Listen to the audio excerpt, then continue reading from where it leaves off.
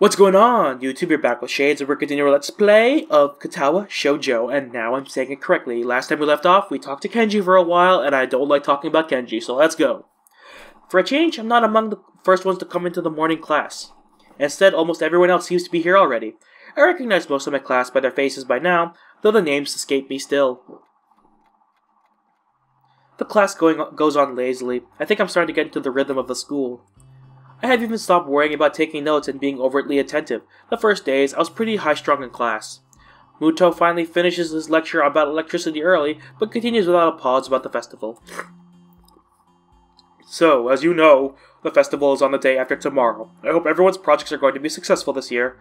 I forget the voice I gave Muto. As a side character, I don't see him that often. Have a good time, but also come Sunday. Please keep this meaning of this festival in your minds. Games and fried food! Everyone bursts out in laughter, and so do I. Yes, thank you, Mikado. But what I meant was more the remainder of his sentence is buried beneath the ring of the lunch bells, and everyone starts packing their things. Ah, the school bell. Muto deliberates for a moment, but since almost nobody seems to pay attention anymore, he gives up and sits down. It's crowded in the hallway, or as crowded as hallways in the school probably get. Most of the students seem to be heading for the cafeteria. Hisao!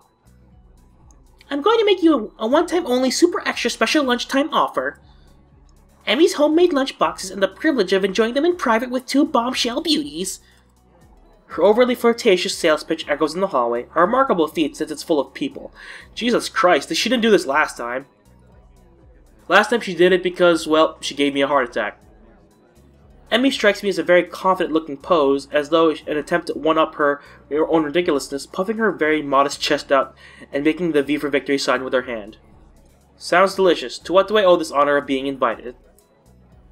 You stood there looking really lost and sad, and so I thought you could use some company. That is probably the most depressing reason imaginable. So how about it? You're probably really lonely and would eat that awful cafeteria food all alone otherwise. I'm kidding. Sure, I'll have your lunch offer, with pleasure. Let's go to the roof. The roof? Why the roof? Because that's where they eat lunch. And if I don't get up there, then she'll probably wander off, and then I'll just know where she'll go hungry because she never packs a lunch for herself. Who will? Come with me. Without answering my question or waiting for a response, she grabs me by the arm and drags me through the hallways. I attempt to make conversation on the way. Just double checking. Alright. Why do you have an extra lunch? Emmy smiles guiltily. Actually, it's yesterday's lunch. I slipped in a run at lunch and forgot to eat it. Huh. The stairway to the roof is a little dilapidated, but it's clearly been used recently. By the way, never skip a meal just to exercise, because your body needs food in it to properly work out, because it needs something to burn.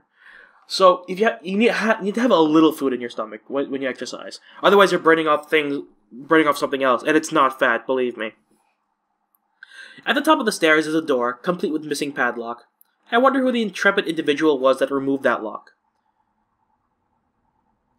What the hell? Emmy shoves the door open and steps beaming into the sunlight. Suddenly, a tall, dark stranger appears out of nowhere, standing imposingly in front of us. Emmy flinches back, almost falling back down the stairs. Hello. Yipes, you scared me, Rin! Wait, isn't she... Hello. Noticing that Rin is speaking to me, Emmy looks curiously at me. You two know each other? I look confusedly at Emmy. She's that friend of yours? Rin has turned her gaze toward the clouds drifting above the school. I didn't know you knew this person, Emmy. The awkward silence lasts only for a few seconds, until Emmy lets out a tiny giggle, shrugging the coincidence off. I invited Hisao for lunch. If you know him, that's just better. Oh, does this mean I don't get food? Or did you invite them for lunch without the lunch? Neither. I have food for 3. Nice thinking. They walk to the other end of the roof while I stay at the clock tower for a while, taking in the atmosphere. There's nobody else but us here. I guess the roof is not as popular as it is in other schools. A few rundown benches and tables are scattered around the edges, perhaps in an attempt to make the rooftop look less desolate. The small pebbles covering the roof rattle beneath our feet. I peek through the chain-link fence to take a look at school grounds and beyond. Students are strolling in pairs and groups around the quadrangle and at the cafeteria. A few delivery trucks are driving past the school toward the convenience store nearby. Somewhere a watchdog barks at a passerby. Somehow, when I look toward the town center, the small town feel strikes me very strongly, almost palpably. The hectic lifestyle of big metropolises seems so far away and foreign here. Nobody has to run to catch a bus like their life depends on it, or get their senses overloaded by the neon lights and traffic jams. I feel surprisingly optimistic about this new life of mine, looking at my new hometown, even if it's going to be mine for only one short year. Finding out about my illness, having to move away from home, all came so suddenly. I haven't had time to think about how I feel about it. I swear that's so wrong. Sorry guys, I'm just moving my mic real quick. When I step out of the shadow of the clock tower to the open, I feel warmth touching my back. The sun shines from a perfectly clear cerulean sky. A cool breeze sweeping over the rooftop makes me shiver, but only briefly. The wind carries the scent of trees and flowers, not smog and car exhaust like it used to of just a few weeks ago. Emmy settles on a bench with Rin in tow and produces one big and two small lunch boxes from her bag. "Come on, Hisa, what are you waiting for?" She's beckoning me to join them, making room on the already small bench. Oh god. Personal space! Sorry guys, taking a sip of water. Gotta keep the pipes clear. I sit myself on the corner of the bench to take as little space as possible. It's pretty cramped, but somehow all three of us fit on it. Impressive view. Emmy suppresses a giggle and places the lunchbox in front of Rin and hands another lunchbox to me. "Here you go! Lunch as promised!" Homemade, no less. I'm impressed. Wow, this looks really good. "Thanks! Made it myself when I can." Conversation dies off as I said about the business of feeding myself. Taking a few bites, I glance up and notice Rin's deftly opening the box and popping a forkful of food into her mouth using only her feet. Well, that shouldn't be surprising. We've seen that before. Even though I've seen it before, I can't help but be impressed at her dexterity. It's also a reminder of the sort of place I'm in right now. Will I ever get used to sights such as this? I can't decide if getting used to such a thing would be good or bad. Does getting used to this place mean that I'm giving up on being a normal person? Normal is subjective, boy! Or does it just mean that I'm becoming more understanding about those around me? Probably the latter. I hope it's the latter. I'm distracted from my thoughts by the sight of Emmy tearing into her lunch as if it had insulted her ancestors. You seem pretty hungry.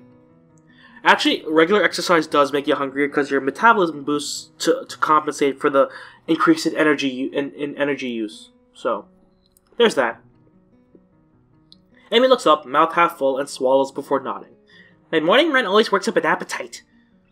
Which is great, because then I burn through lunch pretty quickly. Helps me keep my girlish figure. What would happen if you'd lose it? Would you become a man? I very nearly choke on my lunch trying not to laugh. It's a figure of speech. Does your figure have to run in the mornings too? Do you always talk like this? Talk like what? Like what? I think that answers my question. Never mind. So, I struggled to think of a small talk and settle on the obvious question. How'd you two meet? Rin seems content to let Emmy answer this question. Someone in the housing department thought that we'd complement each other well, so we were assigned groups next to one another. Complement each other? Like shoes and a suit. Huh? Emmy giggles at my confusion. Put us together and we got all our limbs. Get it? Ah. So I started helping Rin get ready in the mornings, and that was that. I mean, you can't help someone get dressed every morning and not just get along. I see. Rin chooses this moment to interject. I have trouble with shirts. Right, it seems fairly obvious. Really? Kind of? This isn't helping, but at least Emmy seems to find the whole thing funny. That, combined with the fact that Rin is genuinely curious, makes me feel slightly better, and yet confused. I mean, you've got no arms. So, putting on a shirt seems like one of those things that would be difficult. You know what? I'm just gonna stop talking now. It'll save me a lot of trouble in the long run. Rin nods at what I suspect is meant to be a sage manner. I see. The conversation dies as I turn my attention back to my lunch. It's really quite good. Emmy finishes her lunch first and makes a contented noise. Ah, that was good! As she busies herself with cleaning up her lunch, Rin speaks up. I'm thirsty. Oh, I almost forgot about that. Sorry. With a flourish, she reaches into her bag and removes a trio of juice boxes. She tosses me the one that appears to be cranberry juice, once a Rin that appears to be some kind of strawberry milk, complete with a pink color scheme, and keeps an equally pink box of some kind of fruit punch for herself. Rin dexterously stabs her straw to the top of her box and begins to drink. I'm once again impressed by how flexible she is, but this time I keep my comment to myself. Somehow I don't think either Remy or... Sorry. I don't think Remy or In... Oh my god, Remy or In... Emmy or Rin are the sort of people to think twice about the way they work around their particular disabilities. Rin especially so. Indeed, she gives off the impression of being entirely unaware that she's missing any limbs at all. Whether or not that's a conscious decision is another matter. I'm honestly not sure. So Hisa, how'd you like it up here? It's quite nice, actually. I like the high places for the view. Thanks for inviting me up here. And for the lunch, too. Emmy grins a 1,000-watt grin, pleased by my response, I suppose. No problem. Feel free to eat with us next time, too, okay? I won't make you a lunch, but you can bring your own up here. No lunch service? I don't know. Emmy looks mock-offended. Trying to take advantage of my good nature? The nerve! She giggles. Well, if that's your answer, I guess Rin and I will just keep eating our lunch all alone. I'm suddenly assaulted by the most heart-rending puppy dog eyes I've ever seen as Emmy pouts. No! The return of the pout. Kidding! I was kidding. I'd love to eat lunch up here again. Good location, and the company's okay, too. Emmy frowns a bit at my declaration of okay, but seems happy enough that I've accepted her invitation. I guess this makes us friends now. Or at least acquaintances. The lunch bell rings, signaling the return downstairs. Rin, you didn't finish your lunch again. I wasn't that hungry. If you don't eat more, you're gonna fade away. Rin shrugs as if this was an acceptable risk. Come on, we better get going.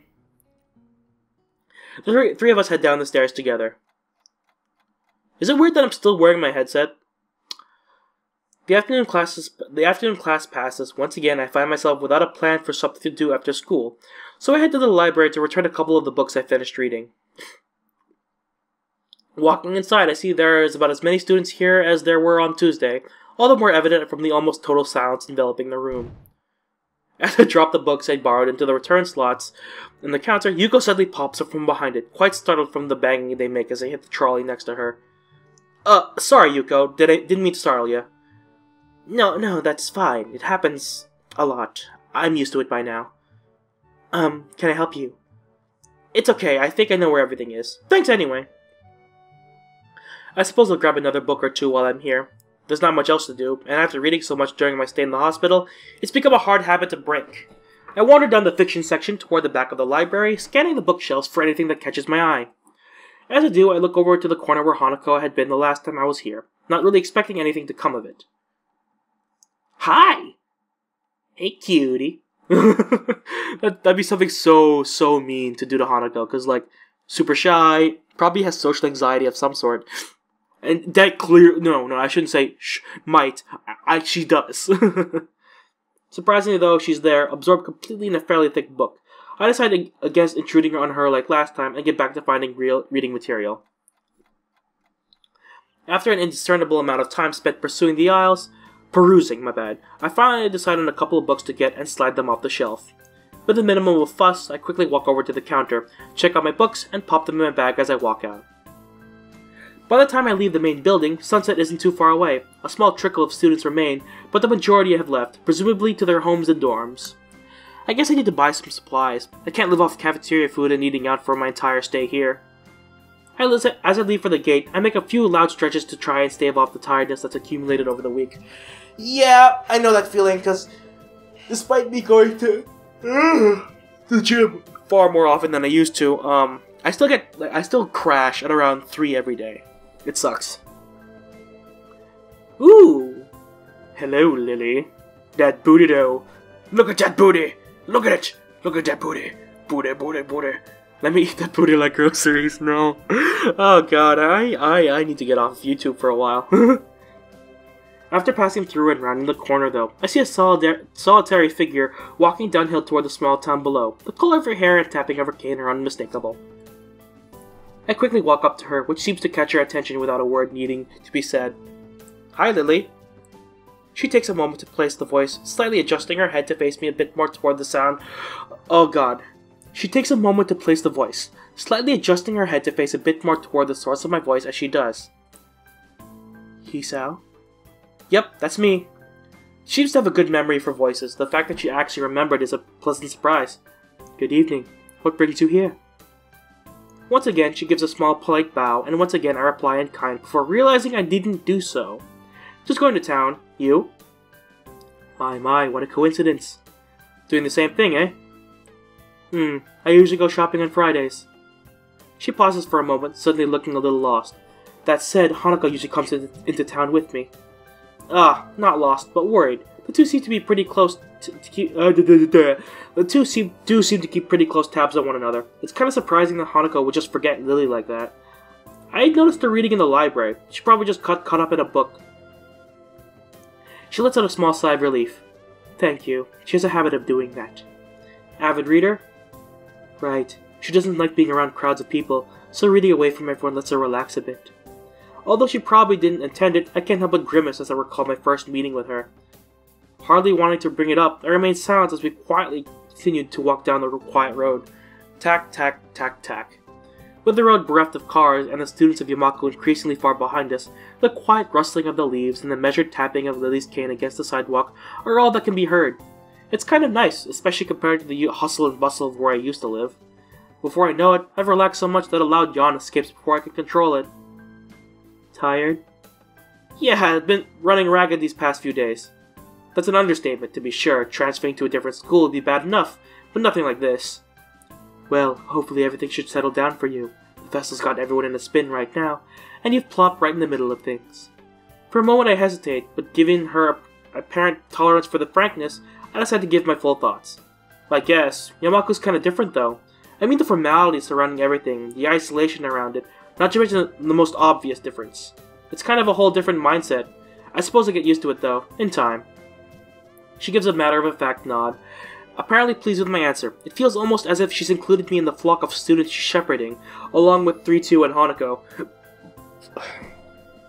Well, not that I mind, it's nice to get thoughts off my chest in any case. Looking on the bright side, one can see it as a chance for a new beginning. You should cherish the ability to make new friends. I definitely cherish that ability now. Yeah, that's optimistic. Nonetheless, it's good to have a positive attitude about such things, I suppose. I guess that's a good take on it. Walking on down the road, she seems to become somewhat unsettled. Before I can ask what's on her mind, she seems to collect herself and speaks up about something else. So, where in town were you going? That's actually a pretty good question. I'd come in to buy food, but the layout of the place is totally foreign to me. I had intended to just wander around and see what I could find, but with sunset already approaching and nightfall not too far away, that doesn't seem very wise. I'm going to have to ask her for directions, again. I was just going to get some food, but now that you mention it, I don't really know the way. Well now, this is quite lucky. I was about to go to the convenience store myself. Looks like I'll be in your care again. Thanks. I stumbled at the then. Together we walked to the store, my pace carefully slowed to remain beside her. Compared to my usual walking pace, hers quite a bit slower, not that it's without reason. It's a 7-Eleven! Rebranded as an Aura Mart! How dare they? After what couldn't be more than several minutes, I catch sight of our objective. This town really is pretty small. Without further ado, we make our way inside with a greeting from the counter. Mind if I tag along with you? Usually Hanako would help me, but seeing as she's not here... It takes a moment before I realize what she means. Considering she wouldn't be able to read any of the labels, shopping without any help would be a big pain for her. Then why'd she come? Was she gonna ask the clerk? I'm gonna assume that's what she was gonna do. That said, I can't shake the feeling that she'd had this idea since I said I was coming here. Oh god, why? I messed up the pronunciation. Sure, it'd be my pleasure. I grabbed 2 well-used red baskets from the small stack beside the entrance, handing one to Lilly. She lays it on the ground, putting her school bag in, retracting her cane and sliding it through the basket's handles before picking it back up in her right hand. Wait, if she doesn't use her cane... Before I can complete the thought, she comes beside me and pinches the cuff of my uniform in her slender fingers. Is this alright? Sure. I personally wouldn't have problems with it. I'm pretty okay with physical contact. Especially with people I'm familiar with, like, it's fine. Like, but if a blind person just suddenly grab the cuff of my of my sleeve, I'd just be like, okay, you're blind, I get it. I have no reason not to accept. I can think of worse things than shopping with a pretty girl holding on to me, even if it's out of necessity. True that. I wish a pretty girl would hold on to me sometimes. Okay, enough with being depressing. I have 8 minutes left. We navigate our way through the store, with not one of our occasional passing customers seeming to bat an eyelid. Considering how close Yamaku is, I guess seeing students from there must be entirely normal for the local residents. As we reach each aisle, I quickly check Lilly and find out what she needs. I grab it along with what I'm looking for and put our items into their respective baskets. I guess this is the same routine she and Hanako follow every Friday. Right, all that's left is the bread and that should be my shopping done. Do you need anything else, Lilly? No, this should be everything. Off we go then. With a quick slide trip to the bakery section, we make our way to the registers. The line, thankfully, is almost non-existent. It's not long before we've both paid for our food and are out the door. As Lilly retrieves her cane and extends it to full length, I waste a minute looking upward at the night sky while holding both our bags. For a moment I try to make clouds with my breath, but the summer's heat doesn't seem to cooperate. Eventually she rights herself, taking a quick stretch before taking her bag and leaving me to my 2. You tired as well? The festival preparations have been complete chaos. Shizune breathing down my neck doesn't exactly help things either. Hey, she's only trying to get everything organized. Better now than later, right? I suppose. I'm going to enjoy relaxing in town tomorrow, that's for certain. I guess the festival preparations must be taking their toll on both of them. We walk into the quiet street, talking between ourselves as we carry our bags of food and supplies from the store. Hisao,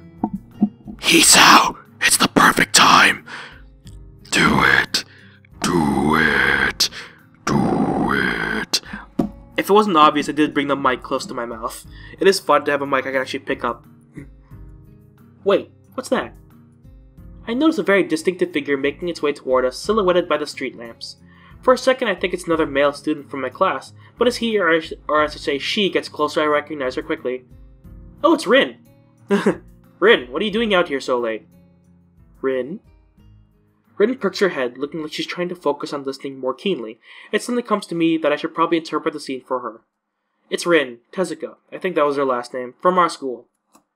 She stiffens at the name and gives a complicated-looking expression, something like a forced fusion of a composed smile and a painful cringe.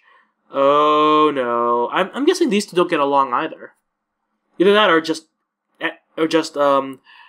Lilly feels awkward around Rin. I wouldn't doubt it, because she's so composed and Rin's just so damn blunt. I understand.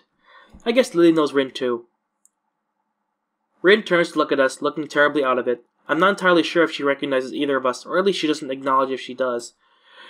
She looks like a zombie, or a statue of a zombie. But slowly, some symptoms of understanding seem to lighten her dark eyes. This is something she must react to. Rin blinks once, very thoroughly. Hello. There is an awkward pause, and everyone is waiting for someone else to say something. What are you doing here this late? I was wondering about that myself too just now. Some people asked that just before. I assumed they were wondering the same. I didn't know. They didn't know either. I asked. That's why I'm wondering. So that was pretty much it. It's a murder mystery without a murder. They were going that way.